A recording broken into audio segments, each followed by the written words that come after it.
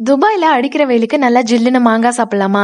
என்னடா மாங்கான்னு தானே யோசிக்கிறீங்க. ஆமாங்க, கேரளா ஸ்டைல் ஃபேமஸான உப்பிலிட்ட மாங்கால ஐஸ்கிரீம் பாப்சிக்கல் கொடுக்குறாங்க. அதுக்கு நாங்க வந்திருக்க ஸ்பாட் தான் ஷார்ஜா அபிஷகாரால இருக்கிற தாரிகல் மெனா கேஃபே. இப்படி ஒரு ஃபிளேவரை ஃபர்ஸ்ட் டைம் நான் இங்க தான் ட்ரை பண்றேன். பக்காவா நம்ம ஒரு ஸ்டைல்ல இருக்கிற ஒரு ஷாப் தான் இது. உள்ள போய் பார்த்தா மெனு லிஸ்ட்ல எக்கச்சக்கமா நிறைய ஐட்டம்ஸ் இருந்துச்சு. நம்ம சின்ன வயசுல ஆசையா வாங்கி சாப்பிடுற குச்சைஸ்லாம் வெறும் 2 dirhamsல ஸ்டார்ட் ஆகுது. நிறைய வெரைட்டிஸ் வச்சிருக்காங்க.